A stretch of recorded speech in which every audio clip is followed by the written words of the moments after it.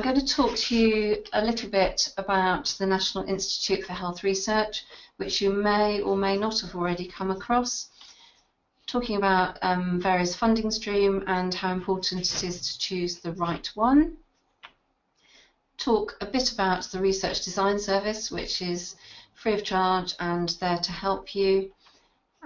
Developing a research proposal, some of you may or may not have already had experience of that.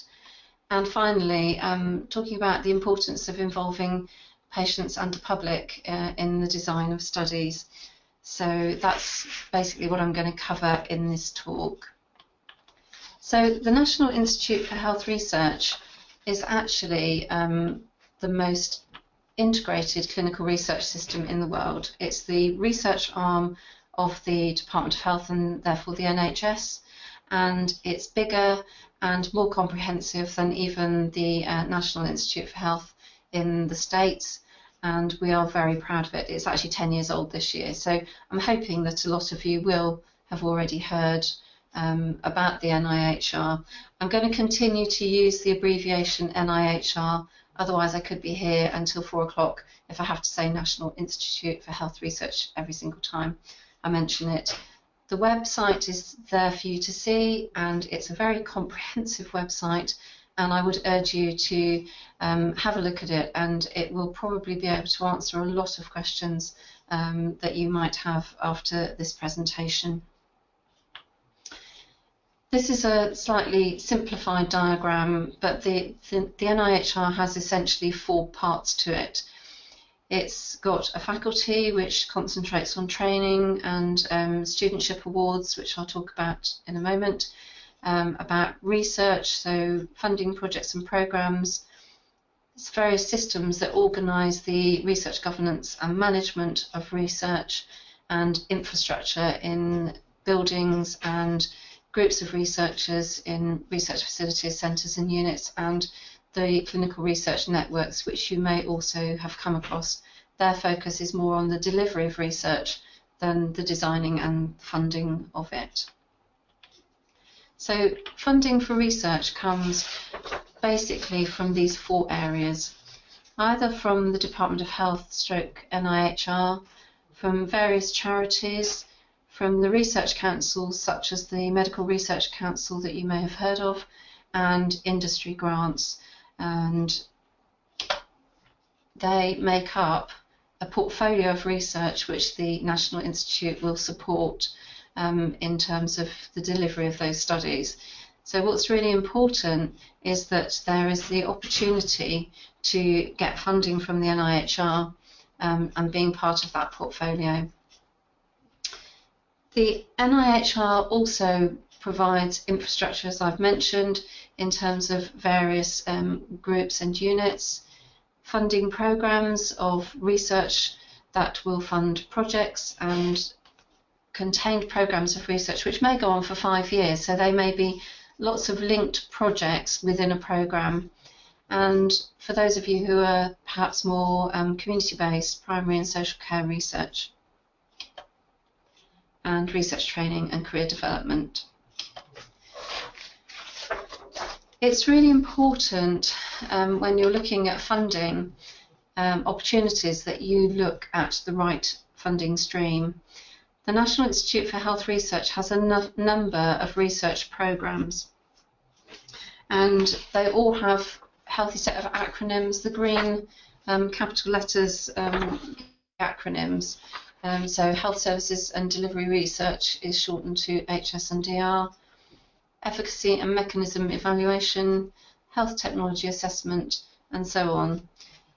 These are covering various aspects of research from bench to bedside, and so it is important that you look at the information that can be found on the NIHR website to tell you the scope of these funding streams. There are also a number of personal awards that are funded to cover anything from master's awards, pre-doctoral, through to very senior research fellowships. And if you are thinking, I'm not sure whether I'd be good enough for this, they are competitive. but somebody has to win them. And I would certainly urge you, if you are thinking about taking a career step into research, to start looking at those awards. Many of them fund you to take time out from your clinical posts to undertake periods of study, and they are very generous awards, I have to say, and quite desirable to get them if if that's the direction you want to take. There are a few words of caution though. Thinking about research, quite a lot of research is are responsive schemes where people come up with their own ideas, or research can sometimes be commissioned, which is where there is obviously a very burning issue in the NHS that the commissioners need the answer to. If you are answering a commissioned call, then you really do need to look very carefully at what they are commissioning. It's not a case of thinking, oh yes, I could quite do something like that, and not necessarily coming up with answering the question that they are really interested in. Some of the funding streams are one stage, others are two stage. So there may be an expression of interest stage, which sounds quite informal, but the expressions of interest are assessed in the same way as the other one-stage grants, so you have to be spot on with your description of what you're planning to do. Some of the NIHR funding streams restrict who can apply. So, for example, research for patient benefit is not open to universities. They can be part of a collaboration, but the grant has to be awarded to an NHS organisation. So just be careful that you don't count yourself out by having the wrong person heading up the application. They all have varying numbers of closing dates per year. Some have a couple of closing dates, some have 3. So be careful that you don't get caught out by missing a closing date. Some have funding limits and some don't.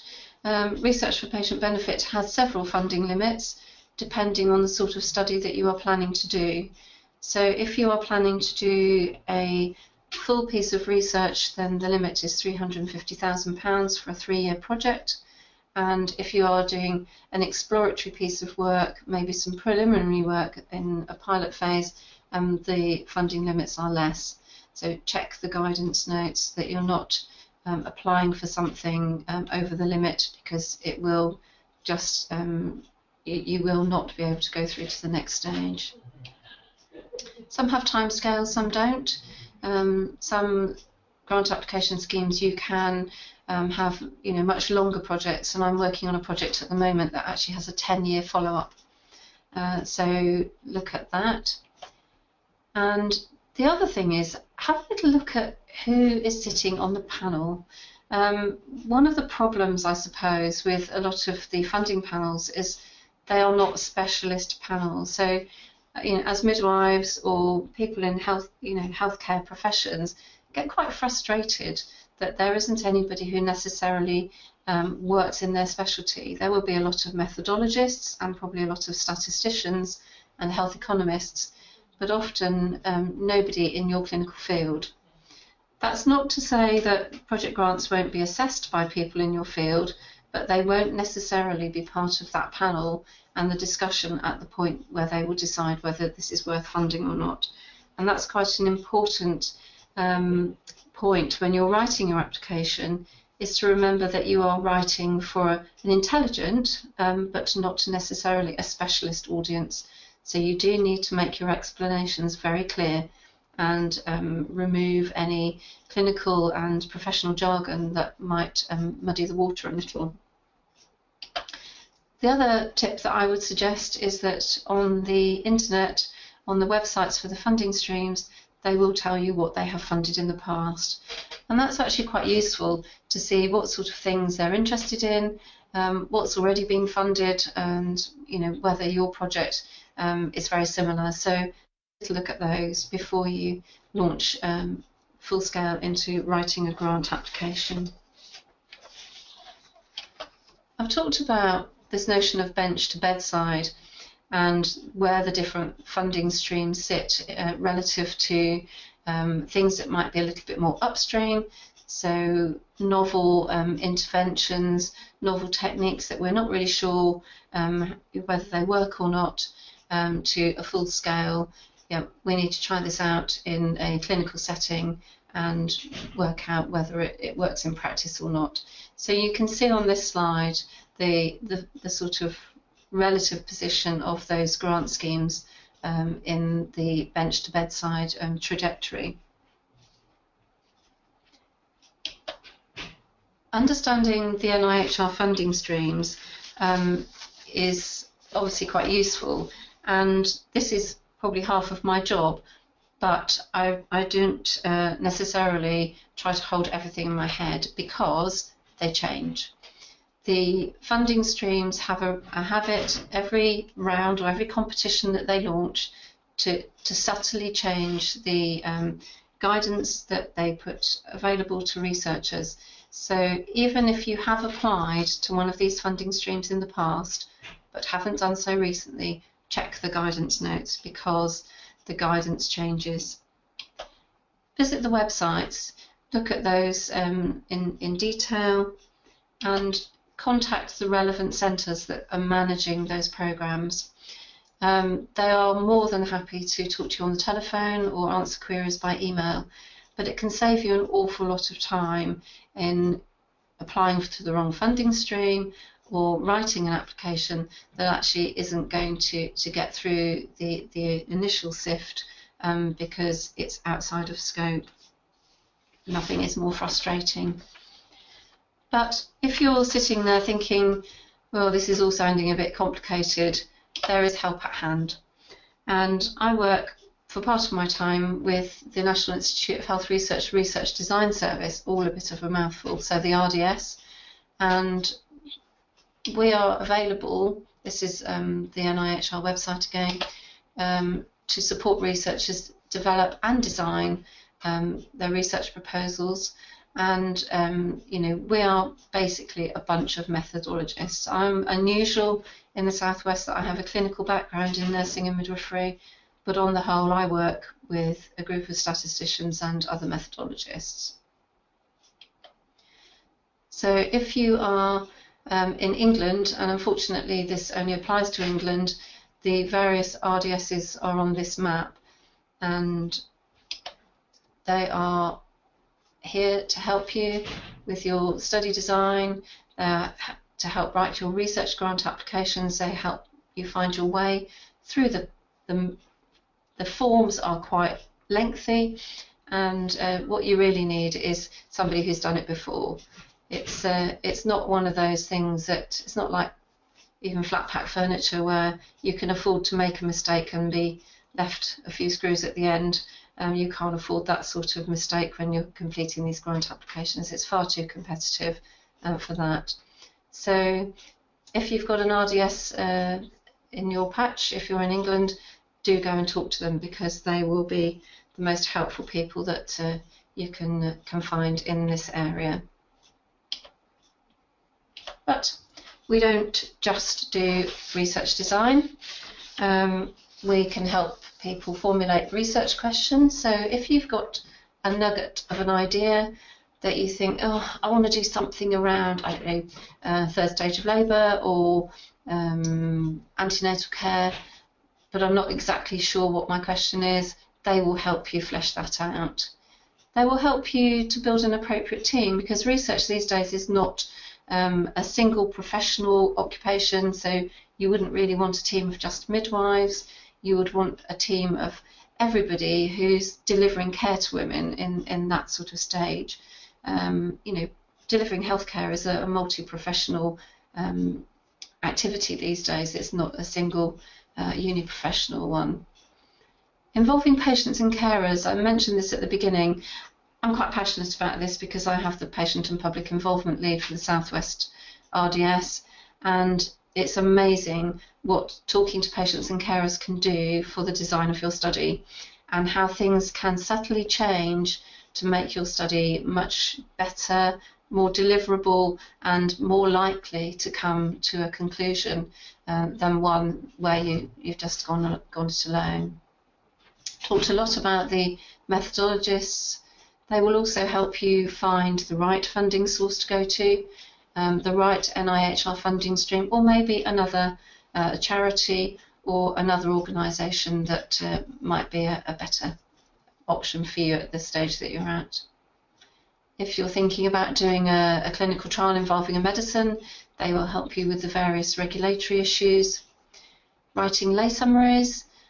Professionals aren't always very good at the plain English, so a bit of help for that. Thinking about the resources that you need to deliver a trial.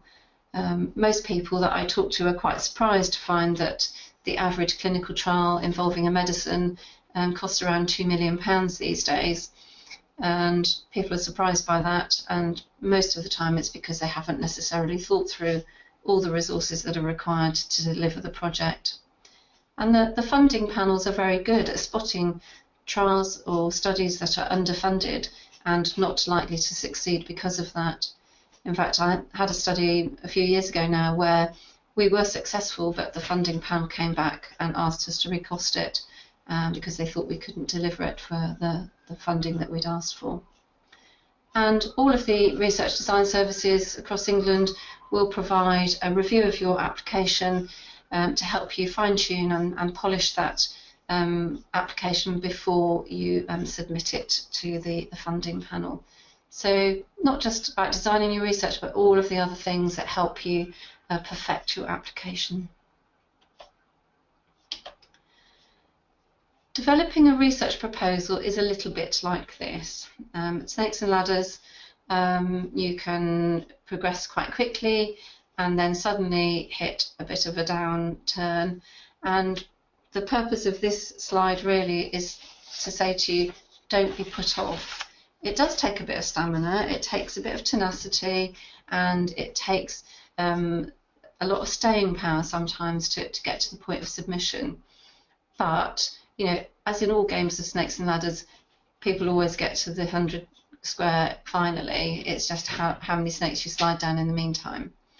But with support and with encouragement from others, it's doable. And you know, just it's not easy, but it is perfectly doable. So if you're thinking about going away and applying, you do need to build a team. You need a decent literature search to make sure that you are not covering something that's already been covered or that the evidence is already out there. Have some wider discussions with your team, and then you hit the drafting of the application and the redrafting, and probably the redrafting. I'm working on a proposal at the moment. I think we're on version 20, and that isn't unusual. Talk to users and carers and maybe support groups. Talk to people in finance, your local clinical research networks, your commissioners, any trials units that there are that might help you, and certainly the R&D offices of the organisations where you are based. All of them will have really useful advice for you, and it's worth getting them on board earlier rather than later. And then produce a Gantt chart. Some of you may not necessarily know what a Gantt chart is, but developing a proposal is really a project in its own right. And a Gantt chart is actually a visual diagram of a project plan. So it will help you with your planning, it will help you identify which people you need to get involved and the resources. And this is all about developing the proposal. This isn't about delivering the research that you're applying for funding for. And it will provide you with a timetable for when you need to seek comments, when you need to perhaps go to the review committee with the RDS, and working backwards from the submission date, it will help you keep on track. Otherwise, you are potentially going to end up under a mass of paperwork, and that isn't pleasant for anybody. So writing research proposals is a team activity. Don't feel that you have to take it on your own. Sitting away in darkened room, wondering when the next draft's going to come through. You have to work with the team and make the team work with you. Otherwise, you will get left with a lot of writing and a lot of work to do. And this team will include clinicians and methodologists and users and carers. And that is a really interesting part of this activity, I think. You get to talk to people and work with people that you wouldn't normally work with in your clinical roles. So, your application's complete. What will the funding panel be looking for? Well, probably these three main questions will be in their heads. Is it worth it? Will it work? And can it be good? And these can be summed into these other aspects, I suppose. Is it worth it? Is it valuable? Is it important to the NHS? Is it going to improve outcomes for patients? Is it going to save money? Is it just going to help the way the system is organised? Will it work? Is really around the scientific quality. And can it be delivered is about, is this feasible? So you might have the most important project in the world, but actually if we can't run it and can't collect data and deliver an outcome, then it's not a lot of point funding it. The feasibility will come down to really how convincing you are in your application. So the tone of the application, the team and the project plan are all really important. And these are parts of the form that often get forgotten. They're towards the end of the application form, and people very focused on the design of their study and forget about how they're going to deliver it. So these are aspects that I would urge you to take as much time over as designing the study itself. Patient and public involvement, I've mentioned, is an important aspect because it's assessed in the application. There's a section of the form that are especially for patient and public involvement, and this quote for me just sums up why it's important. It's because for years we've had lots of research in the NHS, interesting questions, but not necessarily answering those questions that are really important to patients. But mainly because doctors and patients have often slightly different priorities, and therefore there is a mismatch between what we're researching and what we really need to be researching. What I'm talking about here is an active partnership between clinicians and patients, not just enrolling patients in the research itself. So they need to have a role in developing the application as well as in the research itself. And that can be patients and carers, and I realise this is a midwifery audience, but it might be partners, it could be grandparents, it could be all sorts of people who might be working with you depending on your research question. So I'm coming to an end now, but the moral, I suppose, that the top tips at the end are developing a research proposal is complex, and in fact it's probably more so than running the research project itself, because once you've got your funding, you've got your proposal, you know exactly what you're doing. But while you're developing that, it can be complicated. So, plan carefully. Planning is important, but during that planning, you need to expect the unexpected. And I suspect as midwives, you're good at that. Aim for a particular funding deadline and work back from there. But if things aren't going to plan, be prepared to delay if you can. It's much better to have a delayed but really good application than a slightly half-baked one that's rushed in. And seek help from the experts. Go to the RDS and they will help you. And good luck!